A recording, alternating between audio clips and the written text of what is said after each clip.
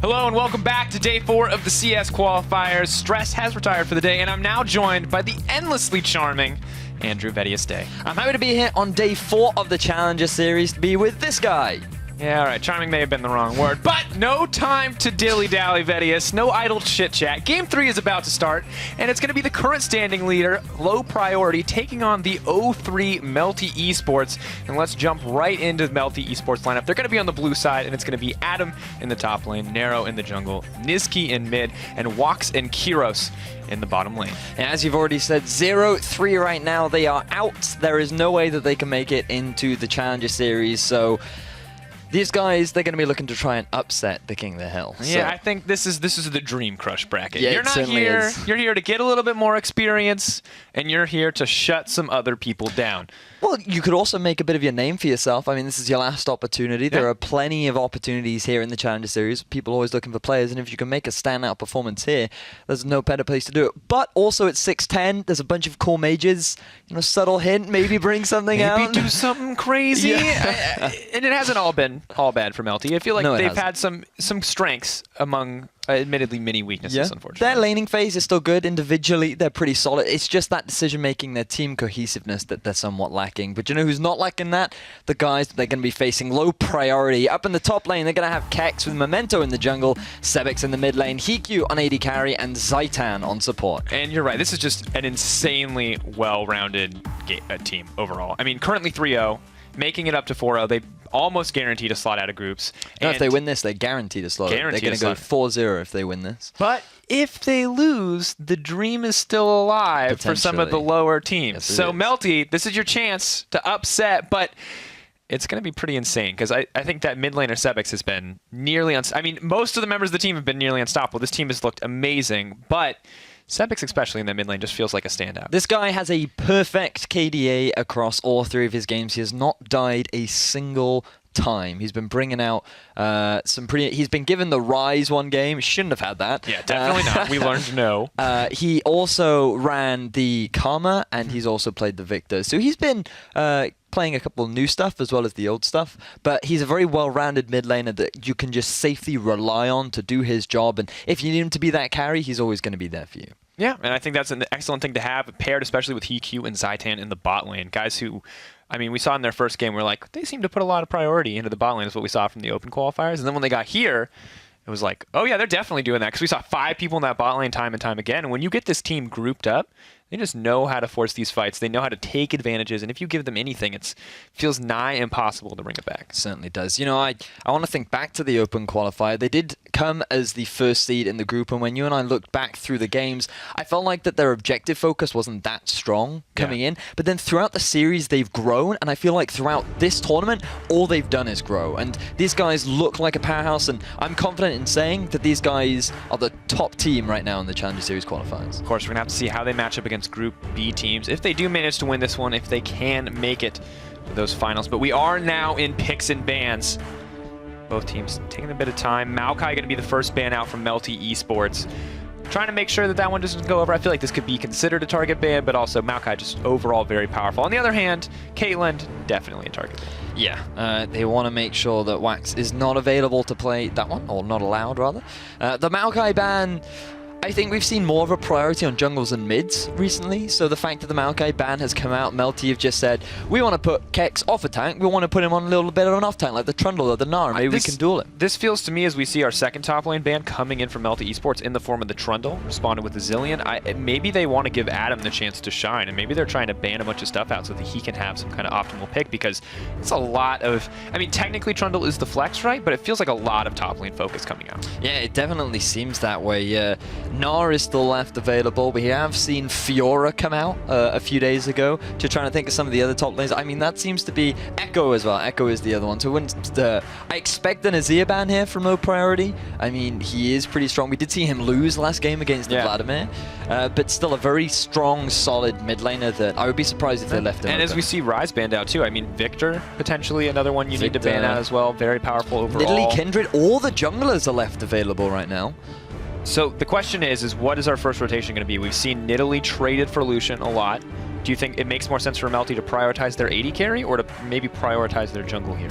I I think that Ezreal has demonstrated that he can be a good matchup into the Lucian once you reach that mid-game point. So I think while the Lucian is very strong in the early game, especially with the new build that we've been seeing come out from him, it could be a priority. But with Kindred available, who's just has so much to offer from the jungle, I feel like Kindred needs to be the priority, but it's not going to be. Well, we did forget about Azir a little bit. We talked about him, and then we're like, we just didn't consider him first pick. Azir. And we didn't expect him to be a first pick priority, but it looks like Melty clearly a lot of faith in Niski in the mid lane because they're first picking it. They're making that priority, and in exchange, they're definitely giving up the Braum, and I would guess that the Lucian is going to be the quick follow-up, and it is. This is a powerhouse bot lane, always has been, but maybe even more so now that Lucian has this new build path and it's just looked nearly unstoppable. So you can just see power picks being traded all across the board right now because of the bans like the Caitlyn, like the Zillion, not traditional bans that we used to see. I would say. Yeah, I mean, Trundle obviously a power pick, but not one we've seen much this tournament. Yeah, it's there haven't been like power pick bans, and so there's like so many power picks now available open. Okay, yeah, we're gonna give you the Azir, but we're gonna pick up the Lucian Braum. So we're gonna have a super strong bottom lane, you're gonna have a super strong mid laner, and then Melty are now looking like, hey, we want to pick up a super strong jungler now as well. Yeah, I mean, if they decide to lock the Kindred here, but they have a lot of options. Nidalee also on the table, and that's kind of the comfort moment for low priority, though, is they know they can take the strongest bot lane they can make, which at this point appears to be the Lucian and the Braum, and they're still going to have access to mid lane picks, access to jungle picks, because there's so much on the table. But as I say that, of course, Melty have now locked in their second rotation, and it is going to be that Sivir and that Kindred coming out. So the Sivir acting as a nice engage, given that when you have this AD carry in the jungle, and with someone like the Maokai icon from the top lane, you're kind of lacking that hard, reliable CC that you need to kick off a fight, and when you have that on the hunt available, you can just be like, right, they're going to go anywhere near that dragon, pop that engagement, we're ready to go. So I do like the Sivir. You can lane swap up against the Lucian if you want to, if you just want to avoid the 2v2. It is quite a rough matchup. I guess it's a rough matchup for anyone going into that Lucian. So, but you also have plenty of wave clear, so as long as you have a strong range support to back you up, like something like the Bard we used to see quite a lot of. We haven't seen much of it this tournament, but Bard Sivir should be able to hold its own and just keep a lot of pressure, keeping that wave shoved up. Yeah, Bard, I mean, very strong level 1, not always the strongest laner overall, but I mean, Sivir doesn't really need it, right? She's just going to push. That's going to be her name in the game if she doesn't want to fight. But now have the second rotation coming in from low priority. Gragas going to be picked up for that jungle spot and for Memento. This is a breakout pick in the tournament, I would say, and one that Memento has put to very good use. I like it a lot into the Kindred. When we saw low priority play against the Fnatic Academy earlier on in the tournament, this is what he picked. He picked that Gragas into the Kindred. And how can you forget that beautiful Gragas ultimate that he got onto Impaler that knocked him just out of range of the Lamb's Respite to guarantee that kill. So having that displacement is going to work wonders against the Kindred. And on top of that, the hard engage that Melty tried to set up can be heavily denied by this disengage. And have a look at all the zone control that you have from low priority. Yeah. The ultimate from Braum. There's so many zone control skills that Victor has. Yeah, and it just seems so hard not only to get on top of these guys, but if Gragas ever knocks you into that team, you're never making it back out. And you can see brief Talia hover over. Of course, disabled if you're just joining us. This is 6'10", Urgot and Talia both off the table. No one's picking them up. They are perma-banned at this stage. But final rotation, interesting enough. Oh, those are locked in. Yeah, it's going to be the Morgana, most likely going into the bot lane. And Gangplank for top and for Adam. This is a very interesting pick, but most of the top laners are taken out of the pool. So, yeah, we were discussing this. So, with a lot of top laners gone, you have to wonder, well, what do they go for next? The Gnar is something that we've been seeing a lot of with the Echo Band as well. I guess it's kind of been these four, hasn't it? The Trundle, the Maokai, the Echo, and the Gnar. So, Melty has said, okay, let's go a little bit old school. Let's go for the Gangplank. We have seen him mids, not too long. I believe we saw him mid at MSI. And at that point, it worked relatively well, from what I can remember. So Melty saying, hey, we want a little bit more impact up in the top lane. We want to have that threaten. We're seeing a LeBlanc, a Fiora versus Gangplank matchup. This is, I'm sure, a matchup that a lot of people are familiar with. Yeah, this is... Wait, is this 6'10", 5'18"? Where are we at again? No, I mean, really interesting picks. The big thing that jumps out at me on the side of Melty is that they don't have a tank. No, they do not have a solid front line, but they do have the Lamb's Respite. They also have a fair amount of crowd control. If we just think about the Morgana Ultimate, you want to dive into that team? Well, you're going to have to get through that CC. You're going to have to get through a Gangplank Ultimate. Of course, yeah, the Emperor's Divide. So both of these teams seem to have a ton of zone control. They certainly do, and I think these fights are actually going to be quite explosive, because if you just think about the wide areas that both teams are looking to try and control, it's going to be these, I think, pretty heavy team fights that we look to see. Alternatively, what could end up happening is you see a 4-1 coming up from both teams, because both Gangplank and Fiora pretty good split pushes. So maybe we'll see a little bit more emphasis on the Rift Herald and that Glimpse of the Void buff, because if a Gangplank gets that, you know, you have to work, be a little bit more... Every time those corruption attacks, he's a melee champion, but he can shoot you, and it will proc the corruption stacks. But then same for the Fiora. We saw that go up against the Echo, and how she used her fancy feet to just push that Echo back all the time. Yeah, incredible mechanical display of skill. And, I mean, you can see the team comps again as they come out here. Really a lot of power. And one of the things I want to focus in on, again, we talked about Sebex as one of the stronger members of the team, and this is his pick. Since Victor has been strong, this has been his go-to mid laner, and he got this one completely uncontested. He certainly did. Unfortunately, the Victor versus Azir matchup not as exciting as some other matchups. It's very farm heavy. Interesting to note that Sebex has decided to run teleport on the Victor, as opposed to something like the cleanse and barrier that we have been seeing. But I expect this to be a pretty exciting match. Melty, they have nothing to lose. They're 0-3. LP, they have everything to lose. So they definitely need to guarantee this victory. Need to take this one seriously. Of course, it is going to be France's own Melty Esports on the blue side. And low priority, the #1 seed from the EU West Open Qualifier coming in as well. Melty, a team that's been suffering. Low priority, the team that's been dominating. You can see both sides setting up the point lines of scrimmage. Bringing out the Fnatic Gragas too from Memento. So, very likely that low priority want to get some deep vision down. They want to check whether or not Melty look for a lane swap. Always a possibility. When you do have the Morgana Sivir, it's an okay 2v2. You do have... the problem is, against the Lucian, it's just... you're going to struggle. It's just kind of how bottom lane works right now. So Melty could very well try to avoid that. So low priority wanting the 2v2, just want to make sure that they keep an eye out on where Melty's bottom lane is going so that they can react accordingly. Meanwhile, the 1v1 with the Fiora versus the Gangplank, I'd give a slight advantage over to the Gangplank very early on. I think that the Fiora gets a little bit stronger, a little bit quicker.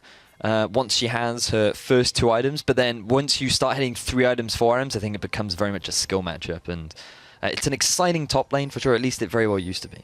Yeah, it's not long gone now are the days of the matchup where tanks would just hit each other and do no damage. Both of these guys have insane amounts of kill pressure on the other. Maybe not right away at the level 1, but we will see it start to explode. You can see Lucian now committed to the top side as Zaitan pokes his head into this jungle. It's ready to mess with these guys. Make sure the jungle push is slowed down. Okay, so this is actually, I believe, low priority's 3rd lane swap of the tournament. 3 out of 4, they've actually set this one up. And it's interesting, the way they've executed it has been ever so slightly different every single time. They've sent Braum in to try and control the blue buff. They want to make sure that they can pick that one up for themselves. Then what they're going to do is they're going to actually move in and steal away the blue buff rather than start on their red. This is a little bit unconventional to what you see, because typically what you want to do is pick up the buff on your half of the map, then rotate around with your laner to pick up that second buff, and then your jungler can continue to farm in the enemy's top half while your top laner then regroups up with your laners. You can see Keck's been given a couple of the small camps, or some of the small monsters alongside the camp. And he has instantly rejoined his group to start that push. They want to get this tempo advantage so that they can set up for the siege, rotate around their lanes, and then, you know, get that turret advantage. Yep. Great way to get the start up. Melty off to a solid start thus far. I mean, it's 3 minutes in the game, so obviously not a whole lot of kill pressure anywhere outside of junglers paying some attention. But Adam, Walks, Kurdos send it upon this tower, starting to burn it down. Same is true on the opposite side. Of course, Lucian with that double tap, clearing it out just a little bit quicker. So what you want to be doing when you are setting up for these lane swaps is use your abilities as often as possible to clear out the wave. Notice Fiora using her Q whenever it's up to just get a bit of extra damage down on the minions. Same for Lucian using his Q as well to clear out as many minions, then using his passive to hit onto the turret because you want to get the turret down as quickly as possible. Both teams going to be taking that turret, and then they are likely to drop a deep ward just up the lane because they want to see who's going to be returning. So they want to know if the top laner is going to be returning, you want to have the lane wave pushing in your favor so that you can deny them as much as possible. But both sides of the map are going to identify what the laners are doing. They're going to delay the shove, and then the lane is going to start pushing towards the bottom lane that are likely to return. The big thing to note is this is what's slightly different compared to lane swaps that we saw in 6.8. The Dragon. If it's the Infernal Dragon, teams to be putting a lot of priority on it. But this does mean that you are going to lose some tempo. You're not going to be able to return to lane as fast as you normally would. And so we'll have to see how much this Dragon is actually going to benefit Melty moving forward. Of course, very potentially powerful Dragon. We've seen what it can do in the late game. Maybe not so strong early on. As you said, we'll lose a little bit of tempo for this. A little bit more time that Fiora can just free farm up on the top side of the map. Although the CS remains relatively even. Moving back in. So this is interesting because what you would see in a normal lane swap is you then send your bottom lane up to the top if you're Melty, and you start to siege up onto the tier 1. Because they went for the Dragon, they've actually sent their bottom lane back, and they're going for the 2 versus 2 play. So this is quite smart from them. They realize that if they go for the swap back, they're going to lose out on their tempo. Their bottom lane is going to get to the top very, very slowly. And so they've just said, okay, we're going to take the Drake, we're going to go back for standard lanes, and it's not going to hurt us that much because we have the wave clear from Sivir, and we're going to be fine. So now we have returned back to this standard lane. And of course, Pool coming in from Morgana as well. No hopes for those creeps at this stage of the game. Both AD carries opting for the early Cole. Double Dorans on each side in the mid lane. But Fiora's getting aggressive here. There is a jungler over that wall, though. She's looking for the duel. Nero comes in, moving forward. Mounting Dread is going to be placed down. I don't think Kex is going to be able to make it out of this one. First blood going over to Melty and the Kindred. So this is the risk that you run when your opponents pick up the Drake and decide to actually go for the standard lane matchups again. That means that Kex is in a situation where the wave is shoved up and he has to push it under the turret. You need to call your jungler there to help you out so that you can get the wave bouncing back, or you end up just sitting there on the lane by yourself, overextending, moving past the river and leaving yourself at a potential risk of a gank. Because of that, Neru saw the opportunity, he went over the wall, collapsed down onto Kex, and now Adam is able to set up a freeze in the top lane. So this is going to hurt Kex horribly going up against Melty. Yeah, Kex may want to be getting something back though. Looking to hurt Nero. That's a lot of damage. Ultimate Flash is going to be able to make it over the Dance of Arrow. Almost thought it was the Flail Flash, but does manage to make it out.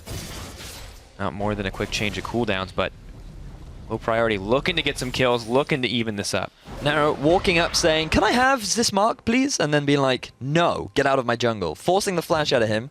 Really nice stuff. Nice response coming out from low priority to maintain control of their half of the map. They don't want to give away any more of a deficit, but Melty want to try and create a deficit LP. Binding, you can hear it land on Braum. Zaitan getting pushed back. Niski is level 6. He's looking for the play. Is going to not shove it back. Flashback. Heal comes out. They're going to grab the kill. That one goes over to Sivir. She's looking to make it too. Binding will land in the end, and they're going to give that one over to the jungler. Melty 3-0 up. Just 7 minutes in this game. Where have this Melty been? Atom right now. He's in a little bit of trouble, but he should be able to get out of this one. Mental level 6. Ooh. Flash does manage to make it out of that one. Knows the cask is coming. Good use there. Really impressive stuff coming out from Melty. As you just said, 3-0 on the board right now. Moving around to the bottom half of the map to set up that dive, knowing that low priority had no turret. Melty just playing the map really well. They're looking at things, evaluating where's the best to invest Nero's time, and making things work for themselves. Nice play from Niski. Putting himself in a position to land the Emperor's Divide. He knows that Hiku is going to try and flash the ult, so he holds it. And he's basically saying, you're going to flash, because if you don't, we're just going to kill you anyway. So he ends up getting both summoners as well as the double kill. So really impressive stuff coming out from Melty. Have a look at this. He puts himself in a position you'd expect the ult here. He holds it. Then he uses the flash, guarantees that he's going to land that Emperor's Divide, followed up by the flash binding from Morgana. And that's a very easy double kill for Melty. Great patience. Good, clean play coming in from the side of Melty. Not something we would normally attribute to them. They're making their way up. Things are working out. Adam taking just a little bit of XP, maybe hoping to get this blue buff. Memento is going to smite it out. So notice now that LP changing things up by having Memento hang around the top half of the map. That is allowing Kex to play past the river. It means that he has a little bit more safety, a little bit more security with his jungler there, and he's unlikely to get ganked once again by Nero. And that is basically mitigating the fact that Adam is able to freeze the wave pretty much underneath his turret. True, but now we see the result is that Melty are able to freely own the bottom side of the map. Looking to make sure that the blue trade is even in the end. This one going to Janiski, mid laner instead of jungler, and he's going to go back to the mid lane to make sure Victor can clear that out, but have to keep our eyes on Memento, as you said. Could be looking to make another aggressive play. Can go mid, can go top, has the cask at his disposal. So the question is, what can Melty do moving forward? They have a nice advantage. Nero, he's looking for a gank in the mid. Sebex. Ward does spot out Nero. They're going to move in. Ooh. Not going to commit the ult point yet. No, he misses the ult. Sebex dishing out so much damage. Lamb's Respite actually going to keep him alive, but Memento's here on the backside. He's ready. He's letting them duel it out. 1v1 in the middle lane. Memento moving in, hoping for another kill. Flash forward from Fiora. They're going to move it up. Cannon Barrage going to trade one back, but LP grabbed 2 in the exchange. Nice response from LP and a massive misplay from Neski. He tries to make the Shurima Shuffle work onto Sebex, and it fails abysmally. He doesn't even slightly land that Emperor's Divide. He ends up being so overextended with absolutely no flash, and what was a fantastic start from Melty have now given low priority a route back into this game. Absolutely, and Kex, feeling confident, throws down the Grand Challenge. Moving forward, Gangplank trying to get some damage down, but the quick dash from Kex. Riposte is going to land the slow. Red Adam buff. in trouble. Red buff ticking down, as you said. One more vital point. Kex waiting. He wants to make it under tower. He is going to grab the kill in the end. The 1v1 duels coming out across the map. Wow, so we're going to have a replay, then we can transition into that. Look at this. Nero just putting a bit of poke down. Niski completely misreading the situation. Absolutely massive misplay. The Lamb's Respite being forced to use just to keep him alive, but Memento has already flanked around, identifying the play. You also have the teleport coming in from Kex just to guarantee that kill. And he's quickly able to pick up that red buff. Yes, Melty were able to get 1 kill in return, but the fact that you gave that red buff over to Fiora meant that she could just stick to Adam. And remember, Adam, he'd already used his flash earlier to avoid that gank from Memento. So impressive capitalization from Kex to be able to pick up that kill. Overall, very much so. Kex now 2-1 and 0. You can see Tiamat completed up, and he's finishing a lot more of the core itemization. But Kindred does manage to sneak another dragon. Double Infernal Drake coming in for Melty already. Yeah, 16% additional AD and AP at 10 minutes into the game. Already working towards that Firestorm that you can have available to you. My favorite on Twitter was some guys like, we can call it my mixtape. And I was like, yes. Yes. Like, it's not my mixtape, but it can be your mixtape, Mr. Twitter man. That is the best one I've heard so far. Right, so looking right now at the map, the way in which everything is situated, Kex still way past the river, but he feels a lot more confident now that he has 2 kills under his belt, has completed the Tiamat along with the pickaxe, so he's working towards that very early Ravenous Hydra, which we usually do see on the field, and once he's got that, he's going to feel way more superior to Adam, who is yet to complete his Trinity Force. Yeah, building close, 2 pieces, of course, up, so not really an insane difference between these two at this stage of the game. 10 CS lead for Gangplank, balancing out most of that gold difference. But you can see mid lane, Melty trying to make some moves. Victor taking up the Raptor camps, trying to get a lead. You can see the 12 CS difference here. And the bot lane, really the big talking point, because Lucian is up 20 CS at this point in the game and is working towards that Youmu's. He certainly is. He's just been pretty much sitting in the bottom half of the map because it has been shoved up a lot by Melty. As you mentioned earlier, all of the jungle pressure from Memento is in the top half of Melty's jungle, which allowed Melty to be hyper-aggressive in that bottom half of the map. And they were just constantly shoving up, trying to get a bit of damage down onto the tier 2. But when you're going up against a Lucian who does have relatively good wave clear, it can be a little bit difficult. It's Adam forced to ult. Oh, trying to move forward, but he may have overstayed. Parry, beautiful. Is he going to get the healing back? No, Adam's still going to grab the kill. TP coming in, Lamb's Respite goes down. Adam trying to make it back to the safety of the team. Is Memento in trouble? He's going to try to burn this one out. Adam's still alive. He's not going to make it through, but at the end of the day, Sebex is now the one in trouble. Kindred jumping through, extra AD, extra AP, minions hitting home. Sebex, he has the vision. He's trying to make it to safety. He's running out. He's coming in. No! Death Ray living up to its name. But meanwhile, Melty are moving in on the mid lane. Sivir on the bottom side. Melty actually coming ahead in this play. Oh, that was such a nice play overall from Melty. 2 versus 3, able to get themselves 2 kills. And a little bit unfortunate for Nero. I feel like if he'd committed a little bit harder, maybe he could have traded the 1-for-1. Overall, it would have been 2 for 3, which they could have been happy with. But the overarching thing is the fact that Melty drew 4 members of low priority up to the top half of the map. And now Kexi wants to try and get some vengeance. Oh, Binding's blocked out, but he can't block the chains too. He is going to get locked down. Gragas moving in. No cask for him quite yet, but Kex is hungry for blood. Dashing forward. Memento does have the flash. Moving in. One more dash blade work. Not going to be enough. Melty going to walk away with their lives, and LP hungry to make it back. 2K gold lead now for Melty. We're 13 minutes in, and we'll get another look at this beautiful play. So have a look at this from Adam. He is playing really well. With picking up the Sheen, he has a little bit more damage. The crit from the barrel is really what turned the fight in his favor, and just as he gets knocked back, he's able to land the parlay. Nero comes in from the river with a very clutch Lamb's Respite to keep his teammate alive, and Adam, just eating that orange at the end, kept him alive slightly longer to get a bit of extra damage out here. Nero, I feel like if he just committed a little bit, he had the ward available too. And he runs back, he wants the kill, but HeQ is here for the punish. And I mean, at the end of the day, low priority doing well to pick up the kills that they did, but you can see the difference in pressure across the map because Sivir was able to take down that tier 2 tower, and this is why Melty now have a gold lead. And we have to think, LP, this game is everything for them. If they win this, they are guaranteed first seed in their group. Guaranteed. If they lose, things get a lot more complicated. They just need to play a little bit better here in terms of map pressure. Because individually, they're making these amazing plays, beautiful mechanics, but their map play not on point this time around. And just, Stream Shuffle! Not going to be enough. Good flash from Sevix. He knew that one wasn't going to be a whiff. Well, he is going to trade a flash for just the ultimate from Niski, so I think he can be pretty happy with that trade overall. Could look to make that play once again. Notice now that Sivir and Morgana have been rotated up to the top half of the map, starting to put a little bit more pressure down onto Kex, and that allows Adam to just free from the bottom lane. Memento going forward. No! Body slam to the wall, flash over, not going to be enough. Oh, Nero in trouble. Lamb's Respite does go down. HeQ. It's a lot of damage. There's no way. The Kindred not going to survive here in the end. HeQ going to grab that kill. The fight continues, though. Morgana trying to burn through this support. Kurdos running for his life. Flash over from Lucian. That's the double kill. Looking to make it 3. Zaitan looking for the lockup. Gonna lock him down. Triple kill coming out for the Lucian. LP once again in the driver's seat. So this time, Melty feeling very confident, send 2 of their members up to the top half of the map. What they don't expect is the collapse coming out from low priority. The thing is, for Adam, he still has his teleport available, and he doesn't decide to join the fight. This is going to allow low priority to pick up that Rift Herald, and this is something that you and I were worried about prior to coming into this game. And this game has been so explosive, nearly a kill a minute, that when they went for that, I was like, they're going to trade Baron. It's only 16 minutes in.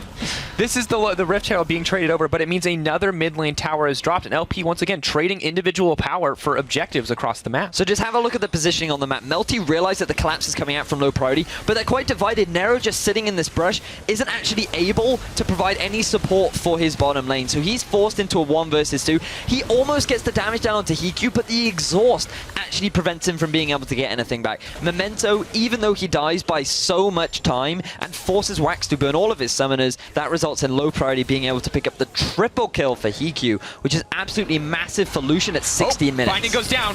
Are they going to be able to get it? Shurima Shuffle knocks him back. They got the team fight, but Niski is all alone. Sevix dropped as well. Memento moving forward. Things starting to break down for Melty. On the hunt, burned.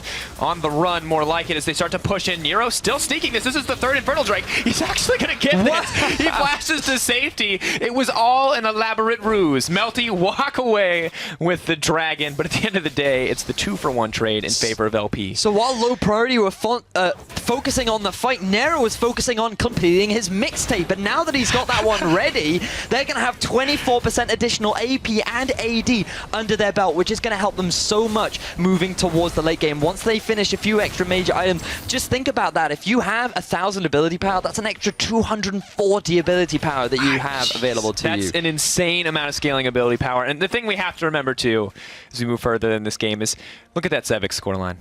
What do you see, my friend? He now has a KDA of 45. Okay,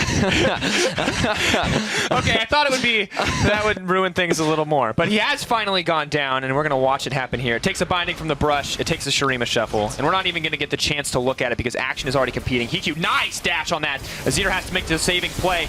Laser not going to come over the wall. That is the shutdown. Gangplank picking up that one. Sevix and the rest of the team overstaying the welcome. Masturbator, dang it, Kurdos, just baiting the team in. So while it was a nice dash, unfortunately that dash did result in his demise because he'd used his only escape route to actually just walk towards the rest of Melty. He invested so many resources onto that Morgana. The red buff wasn't enough. He ends up handing it back over now to the Gangplank, who's sitting at 3, 2, and 3, completed the Trini Force, and he's going to group up with Nero to get some damage down onto this tier 1 in the top. Moving in, of course, LP. It's just a little bit of damage down. They are going to be able to hold on to this tower, but we don't really find these guys falling behind often, and if ever. They're now down 3K, and the improved AD and AP coming in from this team are going to make it very hard to play against, especially in the hands of champions like Sivert, like Gangplank, those late game crits. Nero, he's looking for the duel on the top laner, and it looks like he might be able to win this one out. Does he have the Lamb's Rest? But he's going to use it. Wow. Oh my god! Doesn't even need to. Grand Challenge finishes, but Fiora gets dueled out by the jungler. Really nice play coming up from Nero. I mean, what else is there to say? He just straight up outplayed Kex, using that insane maneuverability coming out from Nero. I mean, yes, the Dance of Arrows was nerfed, but now that he's hit level 11 and he's maxed it out, it's pretty much the same as it was before. And, I mean, impressive stuff from this guy. 4, 3, and 3. Yeah, he's died a couple times, but I feel like that one play has made up for any of his called out before because Melty going to get this tier 1 in the top and extend their gold lead even further. 5K gold in the lead when the pressure is off for Melty. These guys can't make Challenger. Where was this team yesterday? 5K gold lead. These guys are crushing it. They had a day off. They reevaluated and they were like, let's crush some dreams. It's like, yeah, no matter what happens, we want to destroy someone's dreams. And right now it's LP's dreams who are on the line. This is phenomenal play coming in from Melty. Just for a little bit. Oh, hang on. Actually, just for a replay, we're going to see this 1v1 outplay. So he has 5% damage reduction, right? Boom. Right. Dodges. He gets Does hit he by, block that's 2 vital points. He avoids the parry. Tries to block the third Gets proc. the 4th. He gets the 4th proc right at the end, but it doesn't matter because Nero, using the Wolf passive, the Mounting Dread passive as well, helped him win out that trade. But I mean, he didn't even have any armor. I mean, he just has a lot of attack speed. We do have to remember that 24 additional AP and AD, which may actually balance out the Rift That is a very valid point. And a Skirmisher Saber. But the problem is he's got like no AD anyway. He has 1 item. His the Skirmisher, the Blood Razor, only gives him attack speed. Yeah, but that one item, that 155 attack damage item, has put him up to 165 attack damage. All right, valid point. It's pretty strong. Valid point. Yep, I can agree with that. Right, so Nero, well played. Niski having a bit of a shaky performance so far. He's managed to land 1 or 2 good Azir ultimates, but other than that, he has just pretty much been caught out. Struggling so far to have a massive impact on this Azir, but once you complete your 2 big items, which he has now done, likely working towards the Rylai's next. And we gotta remember, Nero has 4 stacks. He's gonna be able to burn this one down pretty quickly. Niski's here as well. The team is descending on this. This is completely warded out. Fiora's on the bottom side. Victor's coming in. This is a massive risk for the team.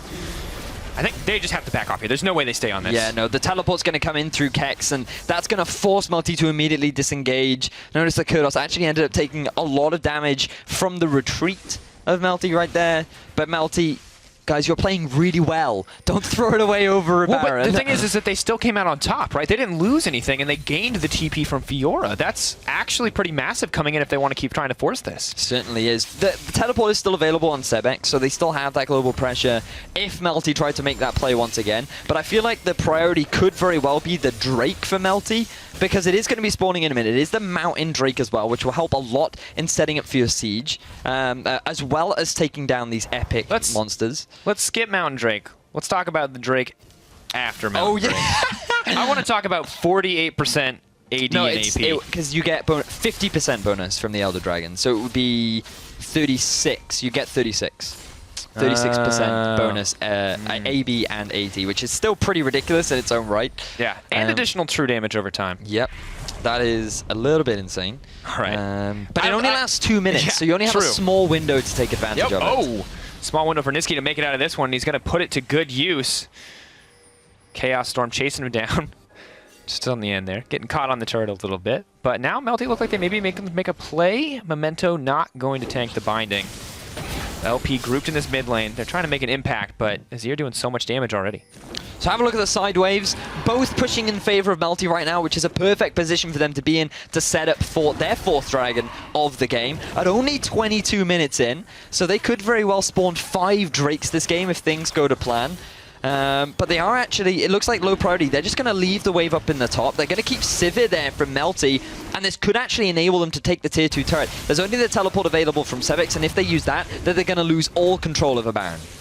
Yep. Drops down. Dragon will fall. Meantime, Melty on the top side, maybe looking for a flank. Niski coming in. Memento potentially all alone. They see Niski. They're not going to try to turn on him. No binding coming out. You just got to wait every time, because you never know when Niski's going to go in. He may be 0, 2, and 4, but he has started some plays that have got his team ahead. He certainly has, and now that he's hit level 13, his wall is a little bit bigger, so it's slightly easier to land. But notice that Sebix did use his teleport to move up to the top lane as Narrow, successfully steals away another mark. So he's now going to be sitting on, I do believe it is 5. Yeah, he's going to be picking up 5 after that. Kex. Oh no. No, Kex, this is not what you want, my friend. I'm sorry. The parry will not be enough. And Adam grabbing the solo kill, flash from the brush, ultimate used, and the power of Infernal Dragons and the Gangplank crits just proved to be too much. Essence Reaver finished as well for Adam alongside his Trinity Force means that he is one scary bro. Picking up that solo kill means that he is going to draw so much attention from the rest of low priority, and with only the teleport available on Kex, who is currently dead, this is a great opportunity for Melty to look for that Baron. They have positioned around it. The vision was cleared out. Kurdos taking a lot of damage in that exchange, but does manage to clear out that ward. New one yet to be placed. Gragas moving over, taking his time. Will finally drop one in the pit. Melty can clear it, but they don't need to just yet. We're moving forward. You can obviously see Gangplank is incredibly far ahead. 213 CS to 143. He's ready for the Flame Horizon. Just 30 creeps off. Oh, wow. Has picked up the pieces now for the Infinity Edge, waiting on that pickaxe and that combined cost, but 3-item Gangplank, absolutely terrifying to play against. And the rest of the team doing incredibly well. You don't have the farm leads in every lane, but Sivir also backing this one up, working towards her 3rd item already, while Lucian has just finished the core of this new build, Black Cleaver and Youmu's. So the thing that we were discussing during Champion Select was the fact that Melty had no tank. They had no solid front line to be sort of the facilitator or the big, beefy guy that LP have to get around during these big team fights. And the thing for Melty is they've never actually had a full 5v5 team fight. They've always looked for skirmishes. They've always gone for the 2v2s, the 3v3s, and in some instances, the 2 versus 4. So Melty, by constantly playing like this, they've never needed a tank. Looks like it might be the 2 versus 1. Sebix actually going to get knocked back. He does get hit by that. Gravity Storm goes down, or Chaos Storm rather, but TP is going to get canceled. Great engage by Niski. Narrow, the benefactor of that glorious Shurima Shuffle. Exactly what you were talking about. Niski is the guy you have to be very wary of. Yes, he is sitting at 0 and 2, but he's not afraid to make those Shurima Shuffle plays. He catches Sebix off guard, and even after burning the flash, Niski is still able to land that ultimate, which easily sets up Nero to get the damage down and get another kill. And now, with no teleports available on low priority, Melty have a number of options. On the hunt comes in. Nero goes over the wall. No fear. There's 2 members there, but he just doesn't care. He's going to keep dueling out. Walks running back, waiting for the exhaust. Double kill for the Gangplank. Adam, the playmaker for the team, and they're going to back off and set their sights on Baron. Melty are dominating low priority. Melty, with the hyper-aggressive play around Baron, know that they have the numbers advantage. They know that Sebix has no TP, and they know that they are strong enough to force a 5 versus 4 team fight. They completely split up low priority. Their target focus was perfectly on point, and let's just have a look at exactly how they were able to do that. They land the initial binding onto Gragas, preventing him from following up. 3 versus 1 to quickly take Fiora out of the equation, and Gangplank is just going to start cleaning up the fight with that phenomenally powerful ultimate, cutting off the escape route of low priority, picking themselves up 3 kills in total when you consider Victor as well as the Baron is going to extend their gold lead to 10k. 10,000 gold. Melty Esports. 0 and 3 in the tournament thus far. Low priority 3 and 0. This is the win that they need. Bit of a fan favorite. Yeah. And now we can see how they beat Millennium. We talked a lot about French pride for Melty Esports. And there's not a whole lot else on the line. But they are going to crush the dreams of LP if they win this game. They're going to make it so much harder for them to advance. And they are doing France proud. This is insanely well-coordinated League of Legends plays, and each individual member just out-dueling the opposition. You can see 6, 2, and 3 from Adam. The only person who has to sacrifice anything on this team is Nisqy. And Melty hold the achievement of being the only team so far to kill Sebex twice. He has died more in this game than he has throughout the rest of the tournament. I mean, Melty are just performing, and the way in which they executed the lane swap, their priorities around the Infernal Drakes, they've just played this game phenomenally. And while LP have found picks, and Nisqy in particular, he has been called out a couple times, it's not like Melty have played flawlessly, but they have definitely not played like this at any other stage of the tournament. You can see the split push pressure coming out now. There's leaving that gangplank on the bottom side. As we talked about earlier in the Champions, like Fiora doing her best to dodge out those barrels. And the pressure from the Azir and the Civ are starting to come in. You can see Gangplank. He's finished up that eye. He's hitting like a truck. Oh, man. That sword is so spiky, there's nothing you can do about it. It's the spikes that can make it all the crit damage. Yeah, exactly. So, Melty, they are going to go for the 1-4 split push. You have a lot of poke with Azir. He's going to be forcing a lot of damage down onto Memento, and this is going to set up nicely for the siege of Melty. The problem for Melty is they do have the low-range AD carry of Sivir, which means that when you get close to that Victor, it can be a little bit dangerous. So now, Melty splitting up their sources a little bit, but it doesn't matter because Adam moving in. He wants to get the tower. He's just going to auto it down. Kex running for his life. You can see how much damage those crits hit for. Is going to grab that one now, moving into the inhibitor. Isn't going to have a chance to heal up quite yet, but Kex will be back in a moment. Meanwhile, the rest of Melty pushing in on the top side, putting that Baron buff to use as the Azir Sand Soldier poke starts to come in. Walk taking a lot of damage. He's not going to get burned down quite yet. Lamb's Respite comes in, but he backsteps. Nero's going to be next on the menu. A giant misstep from Melty is going to relieve the pressure, but Adam is moving into the mid.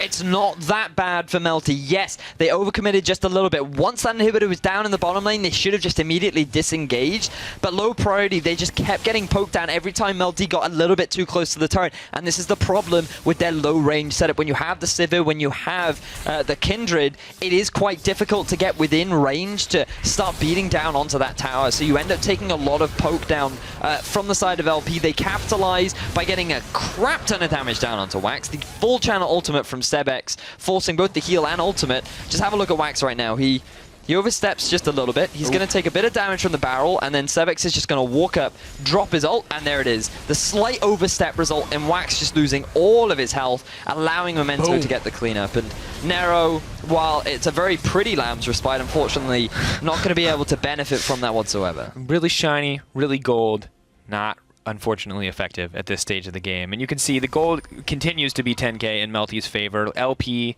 I believe, all they bought themselves was a little bit more time. Maybe another opportunity to look for a fight on their terms, because with this massive of a lead, even without Baron, Melty may just continue to split push. Well, let's just look at the options that Melty have right now. They have an inhibitor down in the bottom lane. The Baron isn't going to spawn anytime soon, and we've already seen that when Melty gets too close to the turret, it becomes very easy for low priority to just stall things out. So what Melty need to do is not do this. No, Kurdos in trouble, trying to back out. No Lamb's Respite available, and that means Nero is going to have to run for his life. Just a few seconds off cooldown. Nisqy throwing damage back, but they lose a member so quickly.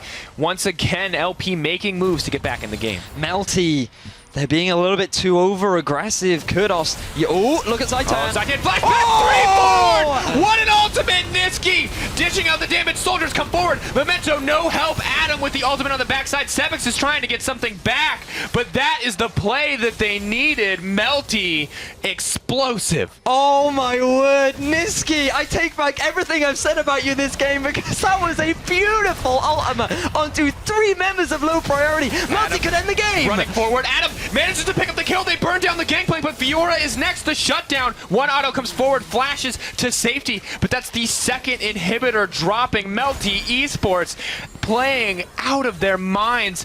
They're poised to end the game. 3 members down. 3 carries strong, moving into the base. Sebex 38 seconds away. Starting to burn down. Braum taking some decent damage.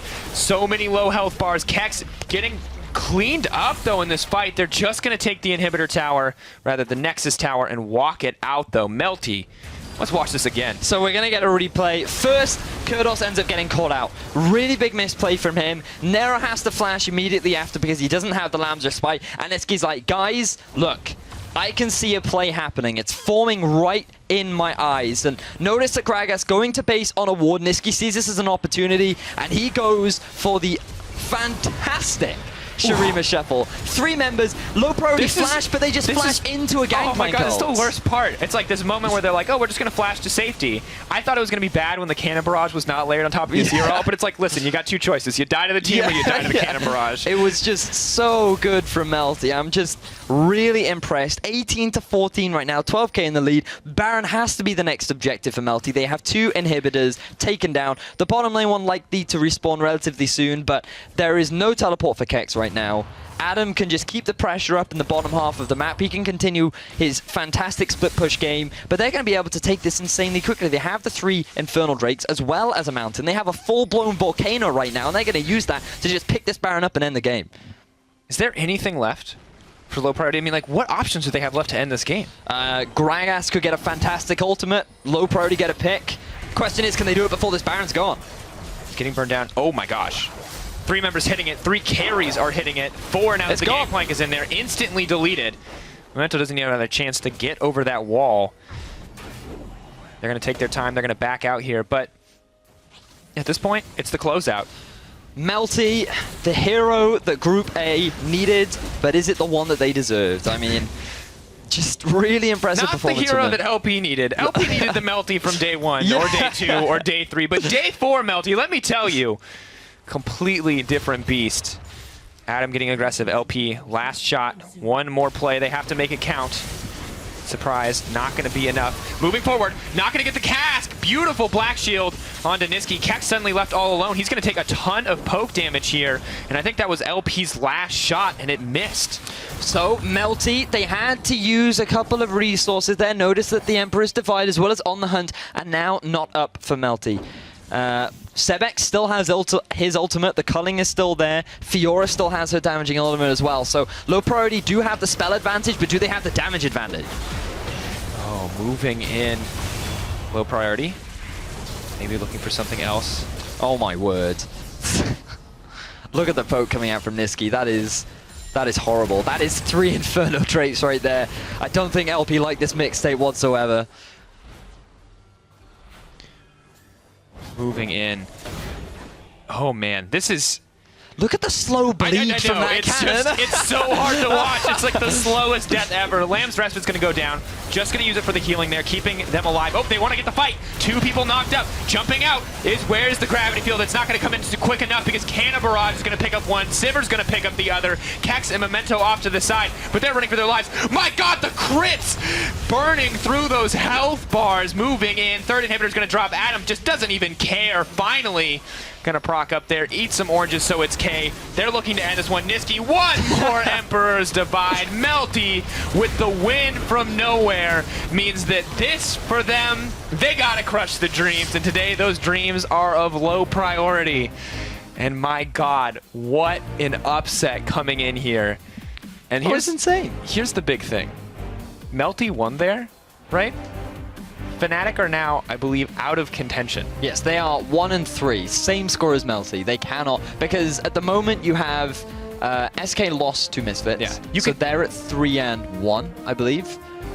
Misfits are at 3-1, low priority at 3-1. Yeah, there's just no chance. Tricked are at 2-2. They needed win out here from low priority, so they just clean sweep the bracket. Yeah, and that was it.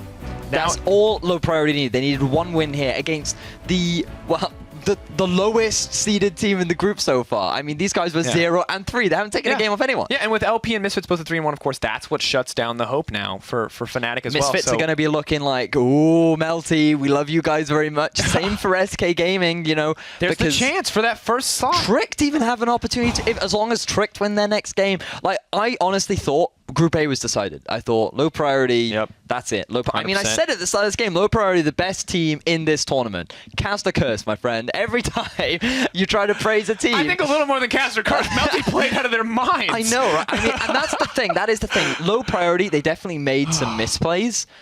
The way in which they executed the lane swap, they didn't expect Melty to swap back to standard lanes. Yeah. Because Melty, very smartly, they took the Drake, they went back for the 2v2 and the 1 versus 1. That resulted in Kex having to overextend a lot during the laning phase. And we saw that first blood come in from Nero. He moved up to the top, he got that kill, and that set up Gangplank perfectly, who is this phenomenal split push threat. And I think the big thing is it's like we saw so many trades on the map where it was like Melty would get a tower and sorry, I blanked for a second. Low priority would get a kill. And it was like, oh, low priority. They're mechanically outplaying. They're getting these great moments. You saw Victor just barely kill. And then Nero says, mechanically outplaying? Oh, yeah. And then just gets a solo kill, right? So it goes from like objectives being traded for kills and Melty just barely coming out ahead every time, but they're getting the objectives. And then suddenly it's like, oh, wait, we have a gold lead on this Kindred. She's going to solo kill someone. And then it's like, oh, wait, now we have 3 Infernal Dragons and a Gangplank. Like, now Fiora's going to get out-dueled. And Niski, this guy. I mean, early on, I was like, some shaky ultimates. You're 0-2. Warm up ultimate, I think we can safely say. It was just like, it's my first game of the day, guys. Let me just brush the sweat off, and then I'm ready to go. Like, this guy, unbelievable ultimate. I look forward. I hope they put that in the replay towards the end. You know, like the highlight reel. You have to get it. That was so good. Really impressive stuff. You might not from even be able to tell what's going on because we're both screaming so loud. We're both so high. We're like, what the hell? Where did this come from? Oh man, Melty. Oh I mean, God. Really, really, really cool stuff. I mean, now I can understand. Like, if they'd played like this from day one, they'd be contesting top of the group. Absolutely. Of course, that game going out. We are going to take a quick break, and we're going to see you back here in just a few minutes for Group B. Shurima shuffles.